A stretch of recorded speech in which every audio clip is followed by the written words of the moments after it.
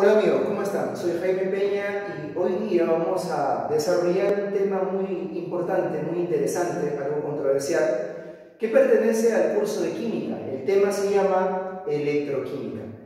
Para ir directo al grano, la electroquímica es la parte de la química general que se encarga de estudiar aquella relación que existe entre la energía eléctrica, corriente eléctrica continua, y un proceso químico, o sea, una reacción química, pero del tipo redox. La electroquímica se puede estudiar por partes.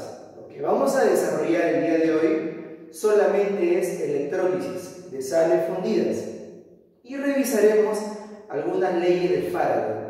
Para esto tenemos que tomar en cuenta que la electrólisis es un proceso donde vamos a tener que utilizar corriente eléctrica continua para poder generar una reacción redox. ¿Qué es una reacción redox? Una reacción redox vendría a ser una reacción química en donde hay una variación de los estados de oxidación de ciertas sustancias que van a participar tanto en reactantes como en productos.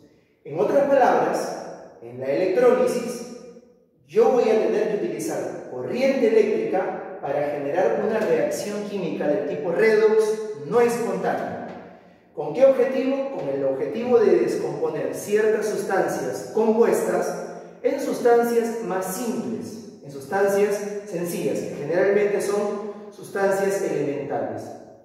Ese es el principal objetivo de la electrólisis. Bien, ¿cuáles son los componentes que se van a utilizar para poder efectuar correctamente una electrólisis? Tenemos acá 4 componentes fundamentales. El primer componente que ustedes van a poder observar aquí es la fuente de energía eléctrica. Como podrán observar en el gráfico, esta fuente de corriente eléctrica vendría a ser una batería, bajo voltaje, corriente eléctrica continua. En segundo lugar tenemos los electrodos, pero hay que tomar en cuenta que hay dos tipos de electrodos: los electrodos activos y los electrodos inertes. Los electrodos inertes, como el platino, de repente como el grafito, entre otros, no participan en la reacción química, no se desgastan, no se corroen. En cambio, los electrodos activos se pueden desgastar, se pueden consumir dentro de la reacción química en cuestión. Y dentro de estos electrodos podemos encontrar, según su naturaleza, en electrodos negativos y electrodos positivos. Lo podemos clasificar. Los electrodos negativos lo vamos a denominar cátodo y los electrodos positivos lo vamos a denominar ánodo. Bien, el tercer componente que tenemos es el electrolito. ¿Qué viene a ser un electrolito? Un electrolito es una sustancia iónica fundida o en solución acuosa donde se va a efectuar la electrólisis. Este electrolito se va a tener que descomponer y a la final es obtener un beneficio de él. El cuarto componente de un proceso electrolítico vendría a ser la celda o la cuba electrolítica. Recuerden que una celda es un recipiente donde se va a efectuar la reacción redox deseada. Bien, acompáñenme a ver este gráfico. En este gráfico vamos a estudiar qué es lo que ocurre cuando yo quiero someter a un proceso de electrólisis, como por ejemplo el cloruro de sodio fundido, que es uno de los más comunes en exámenes de admisión. Recuerden que yo puedo efectuar electrólisis a dos tipos de sustancias: sustancias fundidas y sustancias en solución acuosa. Hoy solamente vamos a observar sustancias fundidas. Un ejemplo, tenemos la electrólisis de la sal común, sal de mesa fundida. Para aquellos que deben de estar preguntando qué significa fundido, fundido significa derretido a altas temperaturas. El lenguaje correcto o apropiado es fundido. Veamos. Tengo acá un recipiente. ¿Cómo se llama ese recipiente? Se llama cuba o celda, donde he introducido un electrolito. En este caso, el electrolito vendría a ser, como ya hemos dicho, el cloruro de sodio, el cloruro de sodio, la sal de mesa. Ese cloruro de sodio no se encuentra en su forma natural en estado sólido. Ustedes saben que la sal de mesa, cuando se van a la cocina, encuentran ahí ese recipiente que comúnmente lo llaman el salero. Ahí se encuentran los cristales de sal y sabemos que se encuentran en estado sólido. Pero ¿qué ocurre si yo lo someto a un proceso en donde uno de los factores de dicho proceso es que la temperatura se encuentra a 801 grados centígrados? A esa temperatura la sal se ha fundido. O sea, la sal lo encontramos en estado líquido, ya que se ha fundido a esa extrema temperatura. Bueno, ¿qué ocurre? Tengo el recipiente, la cuba o la celda, tengo el electrolito, que es la sal fundida a esta temperatura, y yo voy a introducir dos electrodos. Recuerden que los electrodos son componentes de dicho proceso electrolítico. Un electrodo va a tener carga positiva y otro electrodo va a tener carga negativa. Esos electrodos están unidos a cables y los cables están bien unidos a un acumulador de energía. En otras palabras, una batería. O si quieren, le pueden llamar fuente de energía eléctrica. ¿Está bien? Esta es una batería de bajo voltaje. Se requiere muy bajo voltaje, ¿sí? Poquito más de 4 voltios se requiere para poder originar dicho proceso de electrólisis. Bien, una vez que yo he conectado a estos bordes de la batería, a estos polos de la batería, positivo y negativo, los cables conductores van a hacer contacto con dichos electrodos. No se vayan a olvidar que los electrodos que tienen carga positiva se les va a llamar ánodo, y los electrodos que tienen carga positiva, ¿cómo se les va a llamar? Cátodo. Recuerden que en el cátodo ocurre la reducción y en el ánodo ocurre la oxidación. Si recordamos temas anteriores, no se vayan a olvidar que hay reacciones químicas llamadas redox. ¿Y qué significa redox? Significa reducción y significa oxidación. ¿Recuerdan eso? Bueno, aquí en este caso, en el cátodo va a ocurrir esa reacción llamada reducción, ¿ya? Y en el ánodo va a ocurrir esa reacción, o semi-reacción, mejor dicho, llamada oxidación. Bien, observemos, ¿qué ocurre cuando la corriente eléctrica de la batería ya hizo contacto con el cable y con dichos electrodos? Entonces, lo que vamos a observar ahí es que va a ocurrir una reacción química. El cloruro de sodio fundido se va a ionizar o disociar. ¿Y qué significa eso? Que cada uno de los elementos que componen al cloruro de sodio se van a disociar. Y al disociarse, vamos a observar que se van a separar en forma de cargas, en forma de iones positivos y negativos.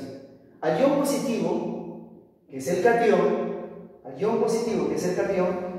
va a ser atraído por el cátodo. O sea, el cátodo lo va a atraer. Y la pregunta es, ¿por qué el cátodo atraería a este catión? Porque el cátodo es un electrodo de carga negativa. Y si el cátodo es un electrodo de carga negativa, por ley de Coulomb, sabemos que cargas opuestas se atraen. El sodio va a ser atraído, ¿sí? Recuerden que el sodio en el cloruro de sodio estaba líquido, estaba fundido, y al ser atraído por el cátodo va a seguir siendo líquido. Pero como tiene una densidad menor que el cloruro de sodio, entonces dicho sodio va a flotar. Esto que ustedes ven acá es sodio, que está flotando y está circulando alrededor del electrodo negativo llamado cátodo. En consecuencia también de la reacción, el elemento cloro, que se ha disociado del sodio, el cloro, sabemos que tiene carga negativa, va a ser atraído por el electrodo de carga positiva. Cargas opuestas se atraen. Cuando el cloro llega al ánodo, donde ocurre la oxidación, este cloro comienza a ser un elemento. Y recuerden que el cloro elemental, en su estado natural, no es monoatómico. ¿sí? El cloro tiende a formar una molécula diatómica, o sea, una molécula con 2 átomos de cloro, para que pueda encontrarse en su forma más estable. Pues bien, recuerde mal, el cloro acaba de ser atraído por el electrodo positivo llamado ánodo y comienza a emerger, comienza a salir burbujas, color medio amarillento, y se comienza a liberar. Ahora, la pregunta es, ¿qué ocurre con el sodio? ¿El sodio se libera en forma de burbujas? No, el sodio se pegotea en el cátodo, pero el término adecuado es se deposita en el cátodo. Mientras que el cloro en forma de burbujas se libera como gas, ¿sí? Se desprende como gas. Vamos a decir que el cloro se libera en el ánodo, ¿sí? Se va.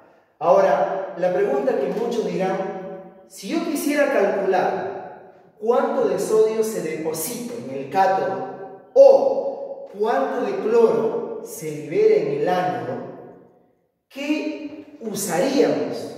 Esa es una gran pregunta. De antaño, tiempos antiguos hicieron esa pregunta. Y Faraday, gracias a sus leyes, logra determinar cómo poder hacer para calcular la cantidad de sodio que se deposita en el cátodo o la cantidad de cloro o cualquier otro elemento gaseoso se puede liberar en el ánodo. Para poder saber la cantidad, o sea, el aspecto cuantitativo del elemento que se deposita o se libera, utilizaremos la primera ley de Faraday, que en un momento lo voy a detallar. Antes voy a hacer un pequeño análisis. Recuerden que en el cátodo, ¿quién se va a reducir? Se va a reducir el sodio. Y en el ánodo, ¿quién se va a oxidar? Se va a oxidar el cloro. No se vayan a olvidar de eso, ¿eh? Bien, ahora, observen. En dicho cátodo, el sodio, cuya carga es +1, aquí está, va a ganar un electrón. Y al ganar un electrón, ese fenómeno se llama reducción. Entonces, como conclusión, ¿qué vamos a decir? Que el sodio +1 se va a convertir ahora a sodio 0. Recuerden que cuando se disminuye el estado de oxidación, sí, a ese fenómeno se llama reducción. ¿Y por qué va a disminuir? Porque se gana un electrón. Bien, observen qué ocurre en el ánodo. En el ánodo, el cloro tiene carga negativa, -1. ¿Se han dado cuenta? -1. Pero este cloro, como tiene electrones de sobra, los va a perder. Ahora ustedes dirán, ¿pero por qué 2 si acá es 1? Simple. Recuerden que el cloro cuando se libera no se libera como cloro 1, se libera como cloro 2. O sea, 2 cloros se están liberando porque es su forma más estable. Entonces, si acá tengo 2 cloros, para balancearlo, acá también debería de tener 2 cloros. Y la pregunta que ustedes se hacen es, entonces para equilibrar este fenómeno, ¿qué tenemos que poner aquí? Efectivamente, 2 electrones. Bien, si arriba yo ganaba electrones, y ese fenómeno se llamaba reducción, abajo se está perdiendo electrones. ¿Cómo se llama ese fenómeno? Oxidación. Si ustedes se han olvidado del fenómeno de reducción y de oxidación, les recomiendo que repasen el tema de reacciones redox. Bien, si yo sumo miembro a miembro, me voy a dar cuenta que acá tengo 2 sodios y 2 cloros, que obviamente se encuentran aquí. ¿Qué más? Me voy a dar cuenta también que acá tengo 2 sodios y 2 cloros. Acá tengo 2 sodios y 2 cloros. Pero el objetivo fundamental, y esto es lo más importante de toda la explicación, es que si voy a hablar de electrólisis, es la descomposición de un compuesto por acción de la corriente eléctrica. Pregunta, ¿esto es un compuesto? Sí. ¿Cómo se llamaba? Cloruro de sodio. Ahora, este cloruro de sodio, ¿en qué se está descomponiendo? En elementos. ¿Cuáles son esos elementos? El sodio y ¿qué más? El cloro. Ahí los tengo, el sodio y el cloro. Como conclusión, recuerden, cuando en un examen de admisión te pidan a partir de la electrólisis del cloruro de sodio fundido, 2 puntos aparte, alternativa A, B, C, D, E, recuerda que en esas alternativas te van a querer engañar, y para que no te engañen, recuerda como conclusión que está ocurriendo. En el cátodo, ¿qué se va a formar? Sodio metálico. ¿En qué estado? Líquido. Profe, pero el sodio metálico se encuentra en estado sólido. Así es, pero a estas temperaturas el sodio se encuentra en estado líquido. Y recuerda que el sodio no se hunde, no está alrededor de todo el cátodo, sino va a estar en la parte superficial. Claro que en el cátodo, circulando al cátodo, pero en la parte superficial. ¿Y por qué en la parte superficial? Porque tiene menor densidad. Eso es lo que ocurre con el sodio. Conclusión, en el cátodo se va a reducir el sodio metálico, estado líquido, y en el ánodo se va a oxidar el cloro, que se va a encontrar obviamente en estado gaseoso. Se va a encontrar en estado gaseoso. Muy bien. Un repasito, ¿ya? Un repasito rapidito para que ustedes más o menos se ubiquen. ¿Cómo se llama este recipiente? Se llama celda. Celda electrolítica o cuba electrolítica. ¿Ya? Es un recipiente donde va a ocurrir un fenómeno llamado electrólisis.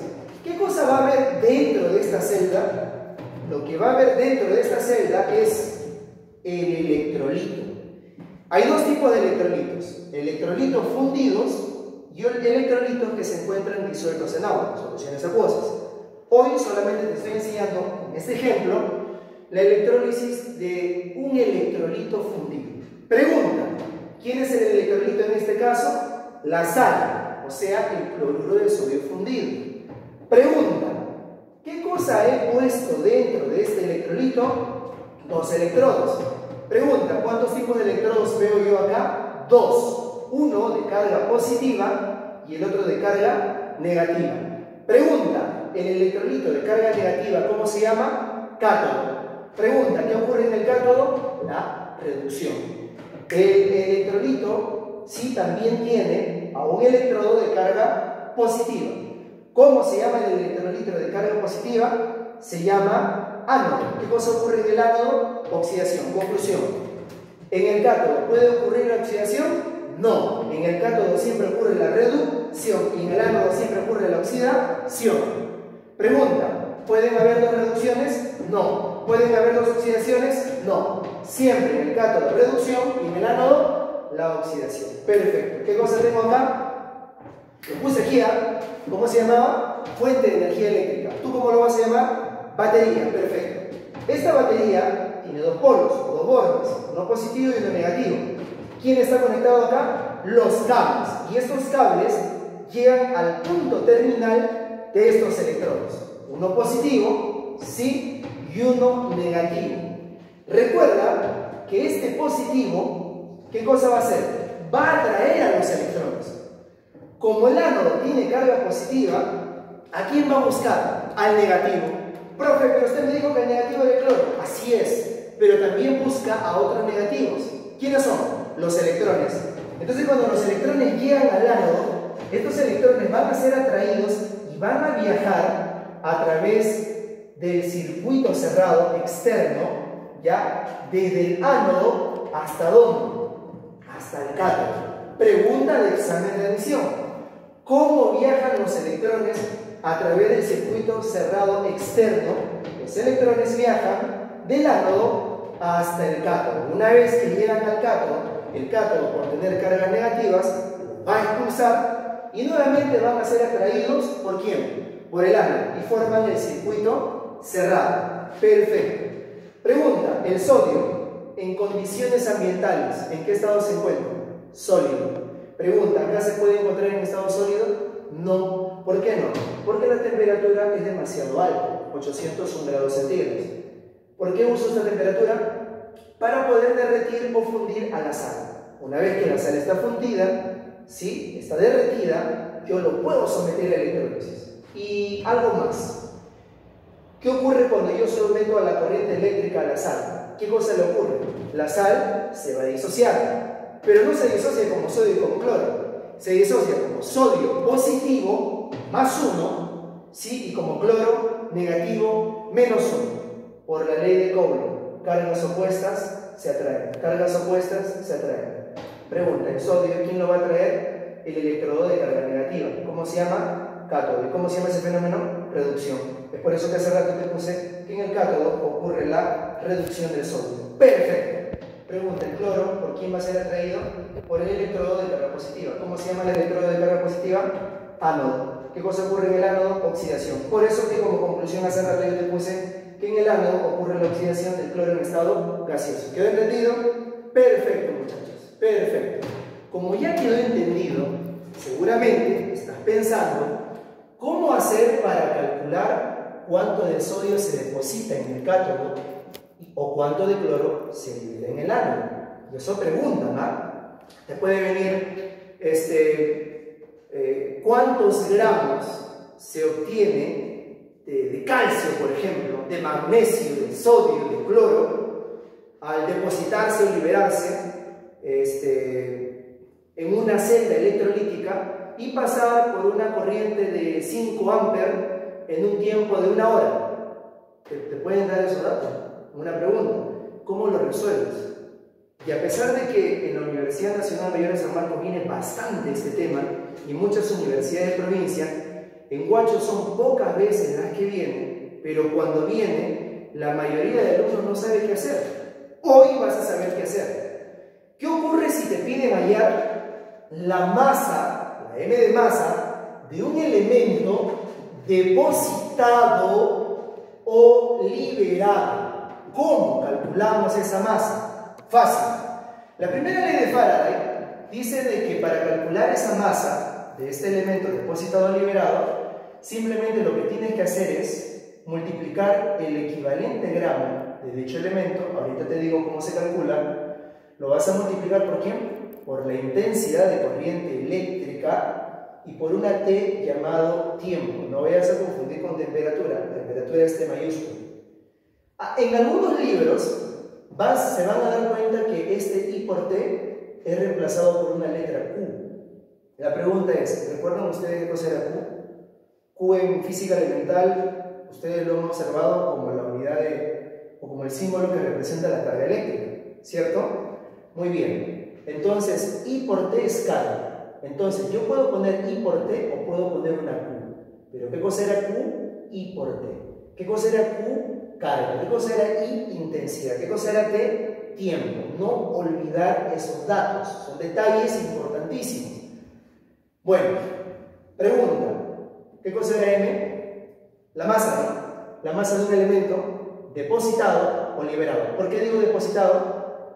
Porque un elemento depositado en condiciones ambientales se encuentra en estado sólido, pero a altas temperaturas ¿en qué estado se encuentra? Líquido. Y si yo digo liberado, es porque vas a desprender gas. Ejemplo cloro, ejemplo oxígeno, ejemplo hidrógeno. Entonces, si es un elemento en estado gaseoso en condiciones ambientales, ese elemento se desprende o se libera. ¿Sí? ¿Qué más? ¿Esa masa en qué debe de estar? En gramos. No olvidar eso. Esa masa tiene que estar en gramos. Bien. ¿Qué significa EQ rayita G? Significa equivalente gramo.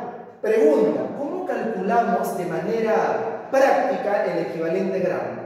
Para calcular el equivalente gramo dividimos el peso atómico o la masa atómica ¿sobre quién? Sobre el estado de oxidación. Simplemente sobre la valencia. ¿Ya? Masa atómica sobre la valencia. Por ejemplo simple, ¿eh? ¿Recuerdan ustedes cómo se llama este elemento? Al. Se llama aluminio. El elemento aluminio tiene un peso atómico o una masa atómica ¿de cuánto? ¿Recuerdan ustedes? A ver, lo tapo. 27, ¿verdad? 27. Masa atómica de aluminio, 27. ¿Y su valencia cuánto es? Su valencia, su estado de oxidación. Es único, ¿eh? ¿Cuánto es? 3. ¿Es así o no es así? Así es. Al operar esto, ¿cuánto sale? ¿Me ayudan, por favor? 9.